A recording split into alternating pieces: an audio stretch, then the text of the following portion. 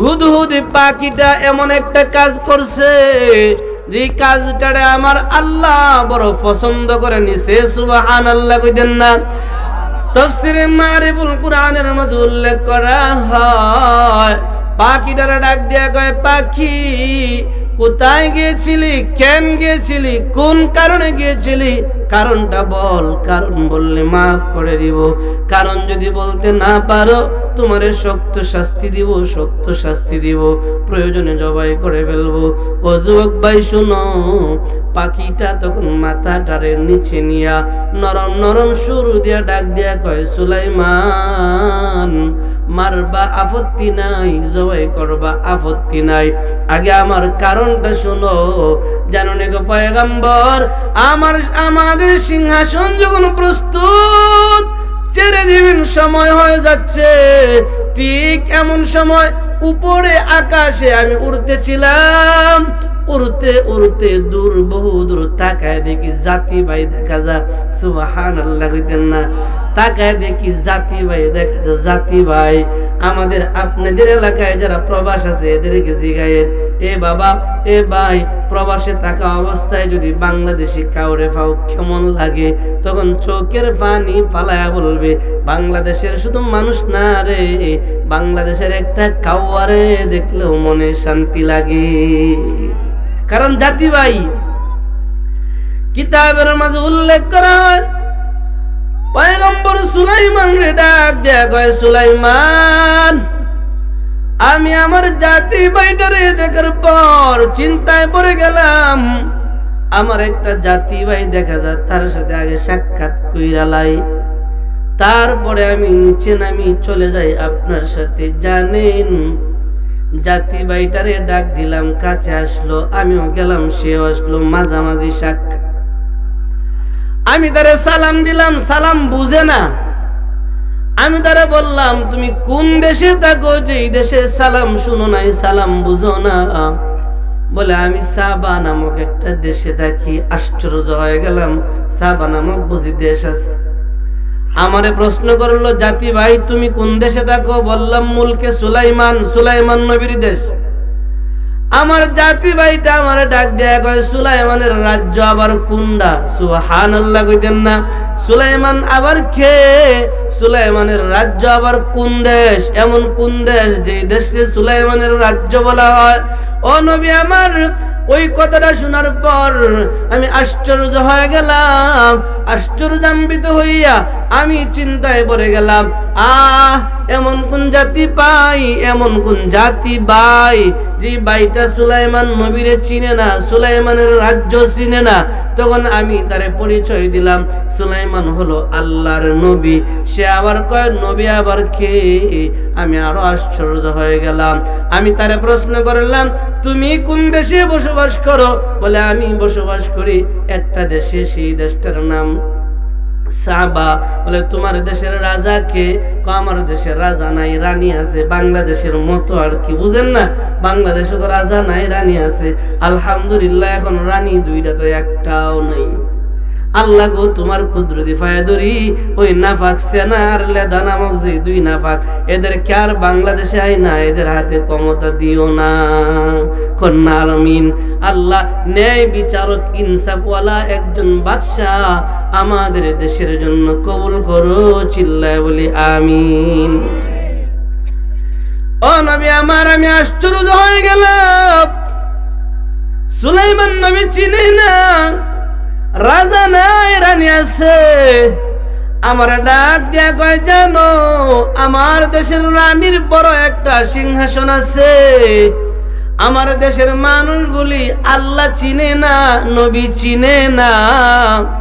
আমার দেশের মানুষগুলি আল্লাহ চিনে না, নবী চিনে না, কিতাব চিনে না। তাহলে কি করে? আমার দেশের মানুষগুলি সূর্যরে পূজা করে, শয়তানের সেজদা দেয়, সূর্যরে সেজদা দেয়। আমার দেশের মানুষগুলি নিজের হাতে বানায়া, মাটি দিয়া বানায়, পচা গান্ধার রং দিয়া বানায়, খারইতে পারে না, বাঁশ ফাসাদে ঢুকায়া, রড ঢুকায়া কারা করে, এমন ভগবান রে তারা সেজদা করে। ও নবী আমার, জানো এই কথাগুলি শোনার পর আমার ভিতর একটা ধাক্কা লেগে গেল। আমি আশ্চর্য হয়ে চিন্তিত হয়ে গেলাম, দুনিয়া দিয়ে এমন বুঝি একটা দেশ আছে যেই দেশের মানুষগুলি আল্লাহরে চিনে না, নবীরে চিনে না। চিন্তায় পড়ে গেলাম। চিন্তা করতে করতে বললাম, ভাই চল চল, তোর সাথে আমি নিজে যাব, তোর দেশটা আমি নিজের চোখে দেখে আসব। দেখে আইসা এরপরে আমি আমার কাজ করব, শুরু করব। নবী আমার, আমি চিন্তা করলাম এই দেশের অবস্থাটা নিজে দেখব। যদি সত্যি হয় এই দেশের তথ্যটা আইনা আপনার কাছে দিয়ে দিব। আপনি তথ্যটা পাওয়ার পরে তাদেরকে লা ইলাহা ইল্লাল্লাহর দাওয়াত দিবেন। ওই দেশের মানুষগুলি কালিমাওয়ালা হয়ে যাবে, আল্লাহওয়ালা হয়ে যাবে। সারা দেশের মানুষগুলি জান্নাতি হয়ে যাবে। এই উদ্দেশ্য নিয়ে আমি বহুদূর চলে গেলাম।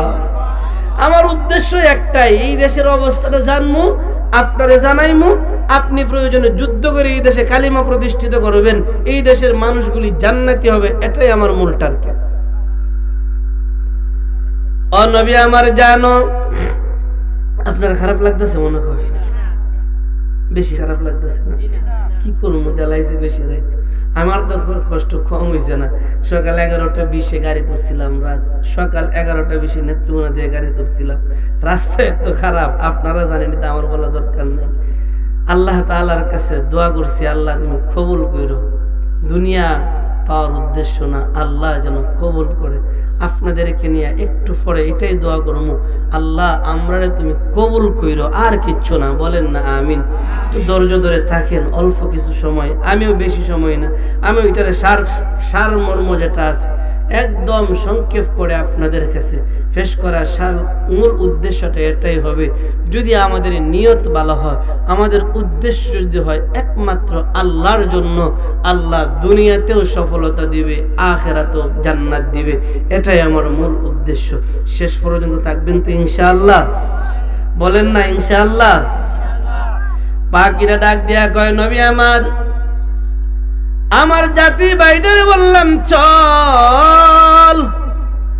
আমি নিজে তার সাথে তার দেশের মধ্যে গেলাম। যাওয়ার পরে দেখলাম, ইন্নী ওয়াজাদতু ইমরাতান তামলিকুহুম ওয়া উতিয়াত মিন কুল্লি শাইইন ওয়া লাহা আরশুন আযীম। জানেন গো পয়গম্বর, আমি যখন সাবা নামক দেশের ভিতরে ঢুকলাম, লক্ষ্য করলাম ওই দেশের মানুষগুলির রাজা নাই, রানী আছে। একজন রানী আছে যার নামটা শুনে আসছি বিলকিস। ও পয়গম্বর, জানো ওই বিলকিসের ওয়ালাহা আরশুন আযীম, আপনার সিংহাসনের মতো বড় একটা সিংহাসন আছে।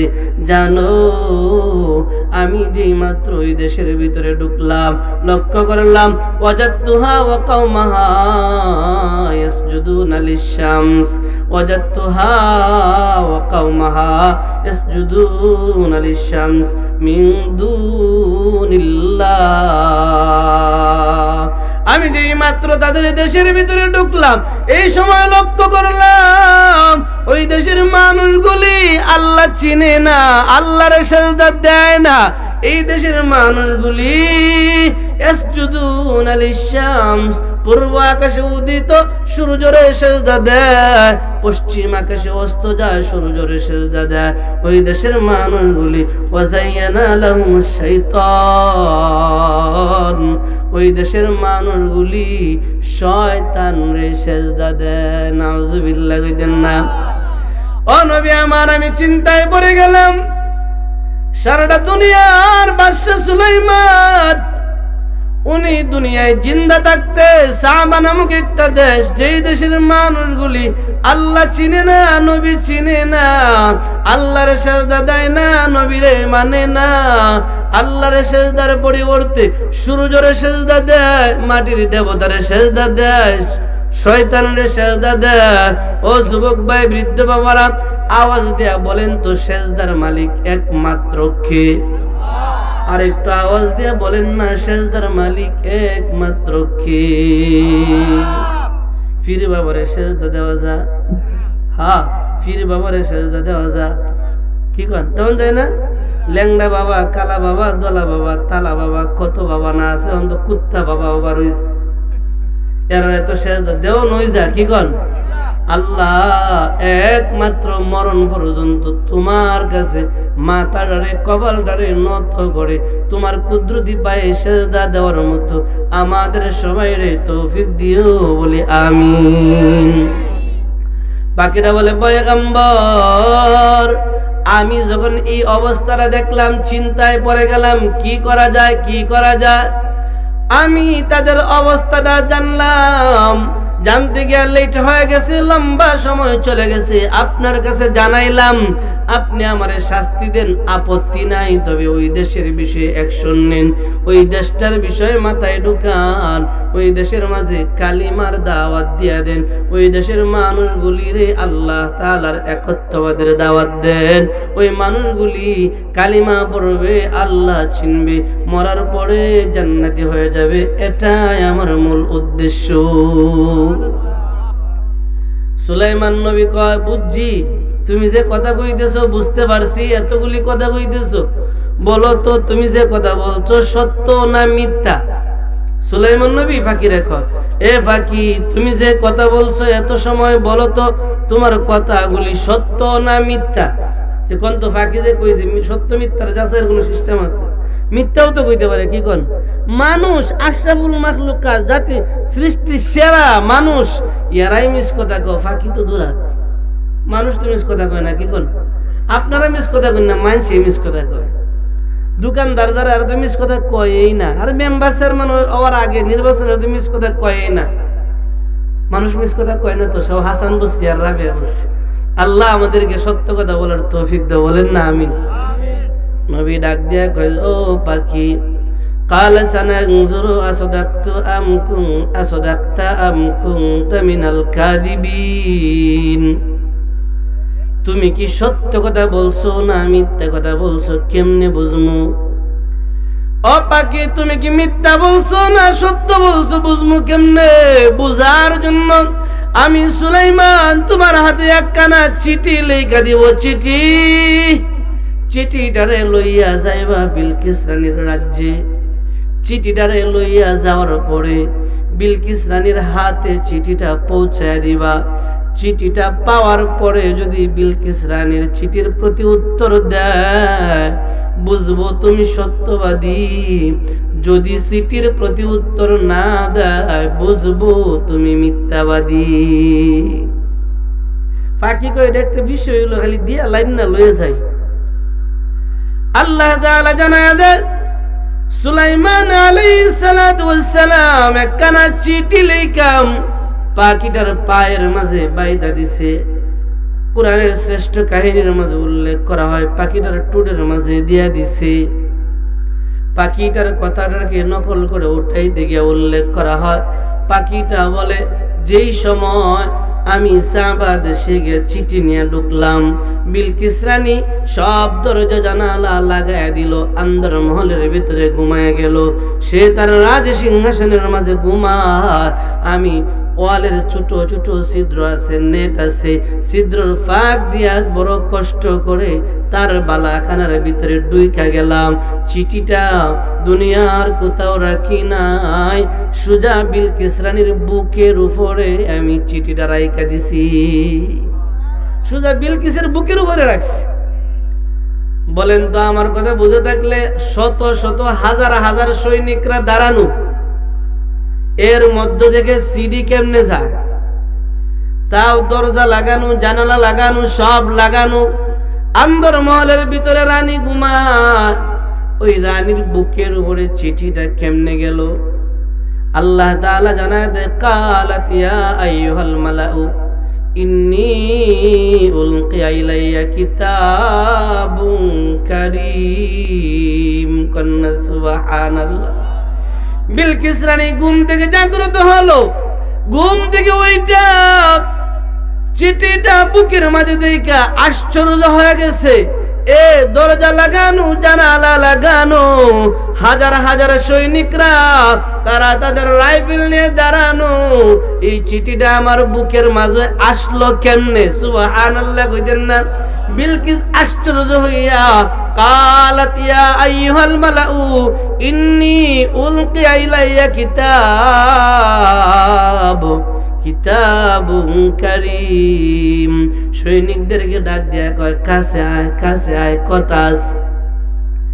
হাজার হাজার সৈনিকরা যখন কাছে আসছে, সব সৈনিকদেরকে ডাক দিয়া কয় সৈনিকেরা বলো তো এই চিঠিটা আমার কাছে আসলো কেমন করে আসলো? চিঠিটা আমার কাছে আসলো কেমন করে? তোরা আসলি না, দাঁড়ায় আসলি না? আসলাম তো। তোরা দেখলি না চিঠিটা কে নিয়ে আসলো, কিভাবে আসলো? আমরা কি কইমু? এই চিঠি আপনার কাছে কেমনে আসছে, কিভাবে আসছে, আমরা কি কইমু? আমরা তো জানি না। বিলকিস রানী চিঠিটারে হাতের মাঝে লইয়া কয় ইয়া আইয়ুহাল মালাউ ইন্নী উলকিয়া ইলাইয়া কিতাবুন কারীম। এই যে চিঠিটা আমার কাছে আসছে, চিঠিটা বড় সম্মানী। চিঠিটা যা আমার কাছে আসছে, চিঠিটা বড় সম্মানী। চিঠি যার নামে পাঠাইছে উনিও বড় সম্মানী। যার পক্ষ থেকে চিঠিটা আসছে ইনিও সম্মানী, যিনি পাঠাইছে তিনিও সম্মানী, যার নামে পাঠাইছে উনিও সম্মানী, চিঠিটাও সম্মানী। সুবহানাল্লাহ কইতেন না? বিলকিস রানীর চিঠিটা পাওয়ার পরে ফাতি নেতা নামক যারা আছেন ওরা লাভ দেয়া কয় বিলকিস সম্মান টম্মান বুঝি না, পাঠাইছে কেটা আগে এটা কও। দেই কালাই চিঠিটা কে পাঠাইলো, কেমনে পাঠাইলো, কিভাবে পাঠাইলো, আগে এটা দেই কালাই। বলে তোরা কইতে পারস না? কোনা কইতে পারি না। তাহলে চিঠিটা পড়ো। ফাতি নেতাগুলি ডাক দেয়া কয় বিলকিস চিঠিটা পড়ো, আমরা আগে দেখি চিঠির মাঝে কি লেখা আছে। আল্লাহ কয় ইন্নাহু মিন সুলাইমান ওয়া ইন্নাহু বিসমিল্লাহির রহমানির রহিম। আল্লাহ তাআলা আলাইয়া ওয়াতুনি মুসলিমিন। লম্বা আলোচনা। আল্লাহ তাআলা জানায় দে বিলকিস রানী চিঠিটারে হাতের মাঝে লইয়া সবার সামনে পড়ে, ও আমার সৈনিকেরা, ও আমার গুড়ার ডিম পাহারাদারেরা, শুধু কি করছিলা? পাহারাদারি কেমনে করছিলা? চিঠিটা কেমনে আসলো?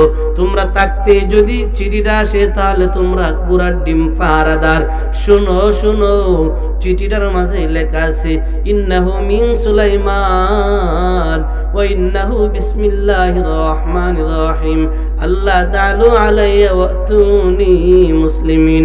চিঠির মাঝে লেখা ও বিলকিস আমি হলাম নবী ইবনে নবী, আমার বাবা একজন নবী, আমিও নবী, আমি নবী সুলাইমান। আমি চিঠিটা আমি আমার জন্য দেই নাই, আমি আমার নামে দেই নাই, আসমান জমিনের রব যিনি আল্লাহ তার নামেই দিলাম। বলেন তো আমাদের সহ আসমান জমিন সব কিছুর রব কে? আর একটু আওয়াজ দিয়ে বলেন না সব কিছুর রব কে? ও বিলকিস আমি চিঠিটা আমার নামে দেই নাই, চিঠিটা আমার রবের নামে দিয়ে দিলাম। চিঠিটা যদি তোমার হাতে যায়, যদি তুমি পাও, শুনছি তুমি নাকি সূর্যরে সেজদা দাও, শয়তানের সেজদা দাও, নিজের হাতে বানানো মূর্তির সেজদা দাও। বিলকিস দেবতা পূজা বন্ধ করো, সূর্য পূজা বন্ধ করো, শয়তান পূজা বন্ধ করো, এক আল্লাহর গোলামি শুরু করো।